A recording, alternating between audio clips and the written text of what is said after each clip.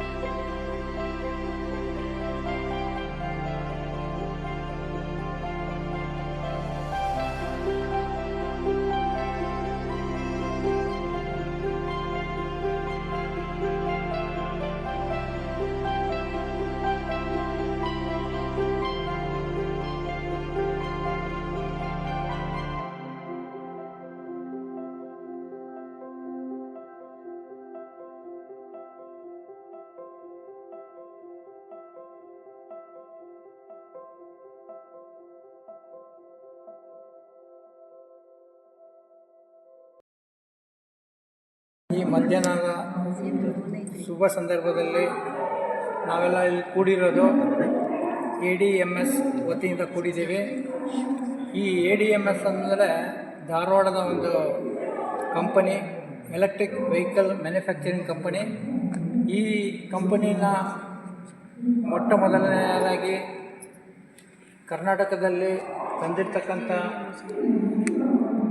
ರಾಜೇಶ್ ವರ್ಣೇಕರ್ ಅವರು ಈ ಕಂಪನಿಯ ಬಗ್ಗೆ ಸವಿಸ್ತರವಾಗಿ ವಿವರಿಸೋದ್ರ ಮೂಲಕ ಜೊತೆಗೆ ನಮ್ಮ ನಿಸರ್ಗಕ್ಕೆ ಅನುಕೂಲ ಆಗೋ ಥರ, ಜೊತೆಗೆ ಈ ವೆಹಿಕಲ್ಸ್ ಬಳಸೋದ್ರಿಂದ ಅನುಕೂಲಗಳೇನಿದೆ, ಆಮೇಲೆ ಆರ್ಥಿಕವಾಗಿ ಸ್ವಾವಲಂಬನೆ ಹೊಂದೋದು ಹೇಗೆ ಅಂತೇಳ್ಬಿಟ್ಟು ನಮಗೆ ಮನದಟ್ಟು ಮಾಡ್ಕೊಳ್ಳೋದಕ್ಕೆ ಬಂದಿದ್ದಾರೆ.